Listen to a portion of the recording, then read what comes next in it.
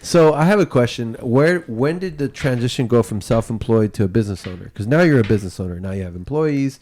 You have an operation. You're not doing it all by yourself. Because when I met you, it was just you. Me. Yeah, and Well, your I think office. like a quarter of me. Yeah. The other was all over the place. Yeah. So where did that transition happen? Where you said, I got to stop being self-employed and I got to convert to being a true business owner? So it started about 3 years ago. But Okay. one of the things that I'm still learning, right? Because you always continue to Of learn course. in business and Yeah. you continue to always educate yourself, is I've always had this feeling where I want to be the motivator. I want to hire people that don't know this field and motivate them. Okay. But there comes a time where you just have to let go of that, because you don't always control how people get motivated. It's Right. their motivation and it's their way of life if they want to succeed for their family. And I think for the longest time, I've always tried to do that for them. Yeah. Like, I want to be that success for you, right? Or I want to teach you how to be successful. I want to motivate you how to do that. And you can't. Yeah, you can't motivate the unmotivated. Correct. And to me, it was so important. And I was setting this expectations for all of my employees of, well, why aren't you picking it up? Yeah. And how come you don't do this? And how come you don't feel as passionate as I do? But because it wasn't their vision. Yeah. So now that's what I'm saying is kind of like, even up till last year, we started getting employees. They do the work, they do, what they're supposed to do, but a lot of them are not motivated to succeed. Right. So now it's time for me to take that shift, a little bit stronger and hire people that are there to be motivated, that do have a purpose in life. Yeah, that is their passion. And they do Yes. want to do that, Yes. and that's going to be the big difference. Yes. Because they say when a person finds their purpose, they come alive. Yes. Like, you don't have to be motivated; the vision pulls you. Yes. And well, that's awesome. And so, how big is your organization now? So right now we have a total of 9. 9. And then we're going to be opening up a call center in Guadalajara, Mexico. Wow. So we're traveling over Really? there. So Yeah. eventually it's going to be a set of 35. And I'm opening up a virtual assistance facility. Wow, that's exciting. So now you're expanding back in your home country. Yes. And you're giving jobs to people in Mexico. Yes. That's amazing. Wow. So I think we met in 2014. Yes. Was it? Yeah, I just came back from Florida. And so you were just you, Yes. working hard, Still. still busting Job, it. Yeah. right? Still self-employed, basically. Yes. And it's called self-employed for a reason, because you're employing yourself. You basically Yes. bought a job. Right? Correct. Nothing wrong with it, but I just want you guys to Not understand. even a good paying job at Yeah. that point. Yeah.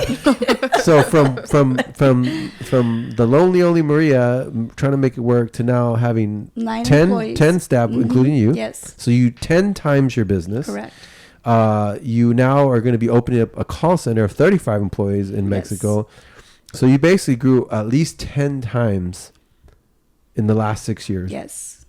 You just bought what I would say is probably close to your dream home or your dream Yes. home. It's a big, beautiful house. And the crazy thing about it is the picture that I have in my vision board, I'm going to have to share it with you guys. Yeah. The front of the house that I purchased now, it is almost identical. Wow, that's Yes. exciting. Yeah, that's It is- crazy. So Law they of work. attraction. Yes. They work. Yes. Vision boards work. Yes.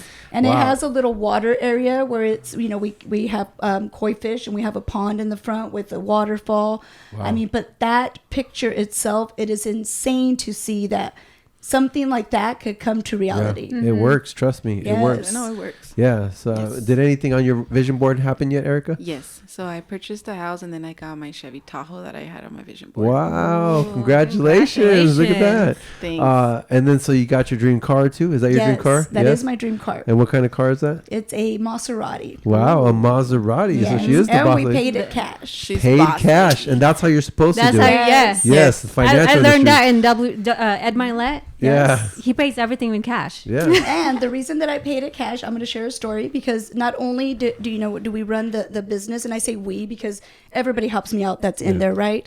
But we also do investments. So we do flips. One of those investments, and it's crazy to me that the universe or what you put out, you receive back. So we had a client, he was going through some turmoil with finances. He came to me and I had no appointments, and he goes, I'm going to wait for her because I really need to talk to her.